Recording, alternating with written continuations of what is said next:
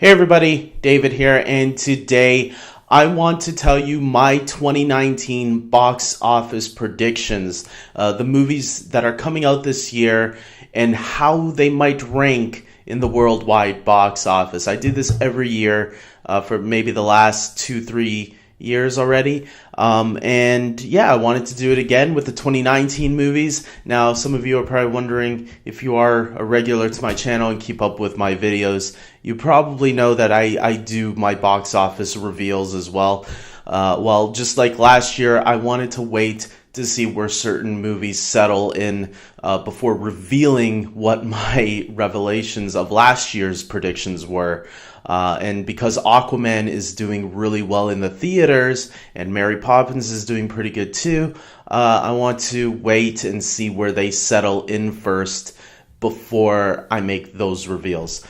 So let's get right into it. These are my 2019 movie predictions, the ranking that I think they'll end up in by the end of the year.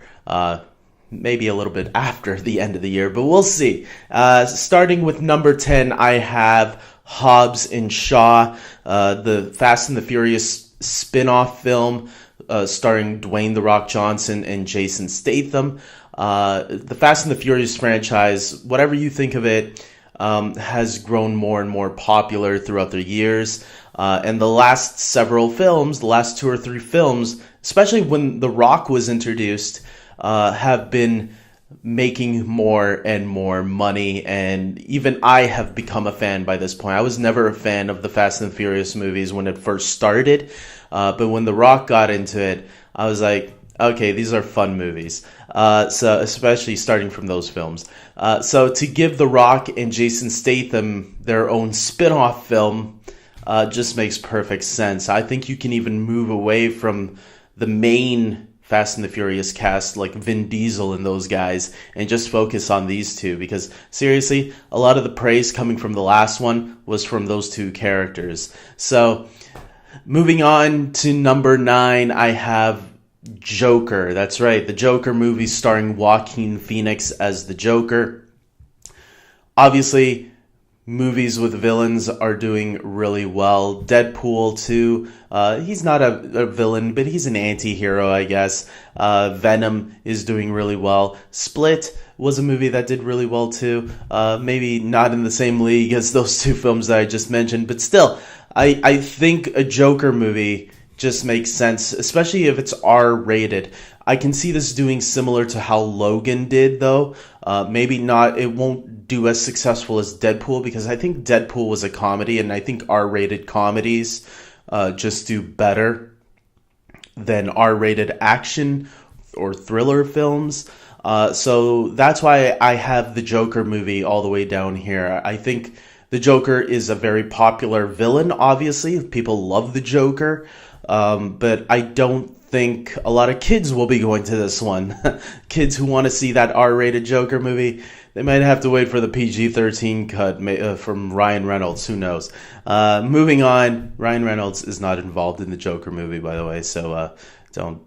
It was a joke. Moving on to number 8, I have Men in Black International. The Men in Black movies, whatever you thought of the last 2 films, have done really well. Each one still continues to do well, despite, the last 2 people saying they were terrible. I didn't think they were that terrible, but maybe the second one. But the third one was okay to me. But whatever people thought of them, they still made money in the box office. And the way we talk to the studios, tell them that we want more, is how much money they make. So clearly, the last one, look it up, it made a lot of money. So it made its budget back, and it did better than it should have, according to people. That's why we're getting a new film that's loosely connected to the other films. But that's the great thing about this movie, why I think it will be even more successful, is that it's a reboot. Now you're putting Chris Hemsworth and Tessa Thompson in there, the stars of Thor Ragnarok, who people say is the best Thor movie. This is definitely going to be big in the box office, and I can see Men in Black making it to the top 10 of the year. So Moving on to number 7, I have Dumbo. The Dumbo trailers have been good, and the reactions from people have been really good. I think there's always going to be some people who don't go to these type of films, like, I don't want to cry. And I understand that completely, but I think Dumbo is going to do extremely well. So we'll see. Hopefully families...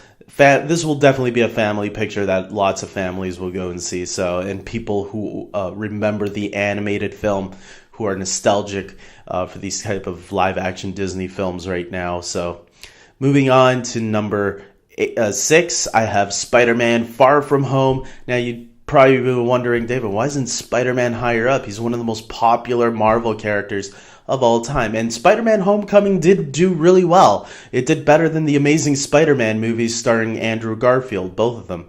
But I still think Spider-Man's not there yet. This could change maybe depending on what people's reactions on Spider-Man are when Endgame comes out. But right now I have Spider-Man at number 6. So at number 5, I have Captain Marvel. I think people are wanting to go see this movie, especially since this is the movie before Endgame. I think it's going to be like Black Panther. Maybe not as big as Black Panther was, but it will be big enough for Marvel to move forward with their Marvel Cinematic Universe and definitely highlight a sequel with Brie Larson. So moving on to my the fourth highest movie I think that's going to be big this year, Toy Story 4. Hands down, this is going to be one of Pixar's highest grossing films to date. You look back at the box office with the previous Toy Story films, each Toy Story film has made more and more money. I think Toy Story 3 is one of the 2 or 3 Pixar films to actually hit $1 billion. So there's no doubt in my mind that Toy Story 4 will be just as successful, maybe even a little bit more so than Toy Story 3, especially since people loved Toy Story 3. Remember, the Toy Story trilogy is one of those few trilogies that pretty much have a perfect score on Rotten Tomatoes. Go on Rotten Tomatoes, check out their score reviews. The first 2 Toy Story movies have 100% on Rotten Tomatoes, one of the few movies to do that. And then you got Toy Story 3 with a 99% because one guy was an asshole. So moving on to number 3, I have Star Wars Episode 9 making it to 3rd place in 2019 because you look at the divisiveness of Star Wars The Last Jedi. If you guys are in the communal experience of talking to other fans about movies, man, the Star Wars fandom right now is, well, I think it's calmed down a little bit, but there was a lot of toxicness at the beginning of the year after The Last Jedi had come out. People were split on it. There were either people that loved it, liked it, or hated it, and the people that hated it would attack people that loved it or even liked it. And then there would be people that would attack the actors for being in it. Or Rian Johnson was attacked, the director of The Last Jedi, was attacked all year round. Plus, you look at the way Solo, a Star Wars story, performed earlier this year. I mean, if an Ant-Man, an Aquaman, and a Venom movie can beat out a Star Wars film, that's a bad sign. And I don't think Star Wars Episode 9 will do as bad as Solo did this year, but I think it will do decently. I think people will go out to see it because it is the last one in this new trilogy. Whatever movies they do after, though, they do have to be careful because we don't... Obviously, Solo has shown that you can't oversaturate Star Wars like you can do with other franchises like the Marvel Cinematic Universe. With Star Wars, you got to take your time with those films and leave open spaces, leave longer space period in between. I don't think the general audience can take more than one Star Wars movie a year with more space in between there. So moving on to number 2, and I'm going to say this right now, number 1 and 2 for me were the toughest to actually place because I do not know which one is going to make more money. Right now I am going with how people reacted with the trailers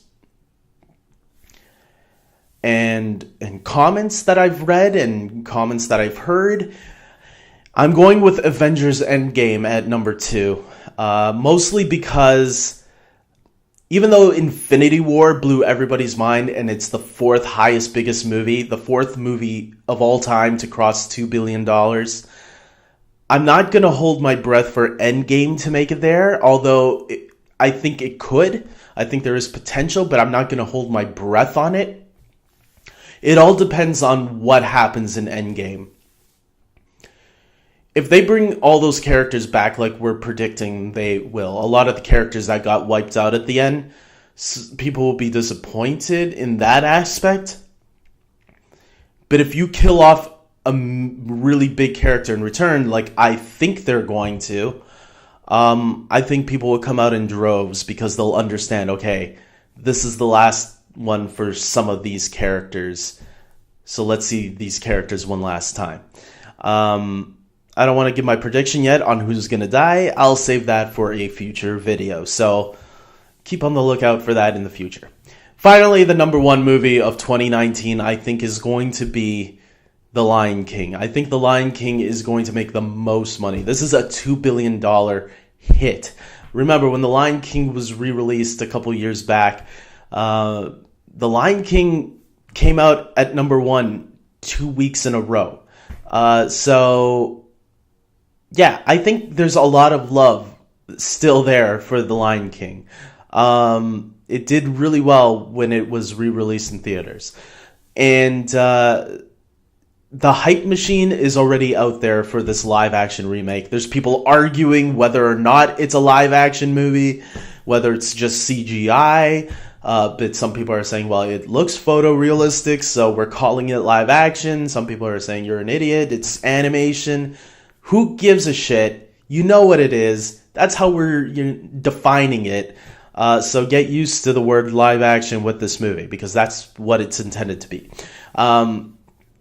With that being said, even I'm super excited about that movie. That's all you needed to give me, was the opening of the Circle of Life with the music playing and everything, with those animals looking amazingly real, and I'm all set for this movie. The live action, The Lion King is literally one of the best animated movies of all time. If you're young and you haven't seen it yet, go check it out.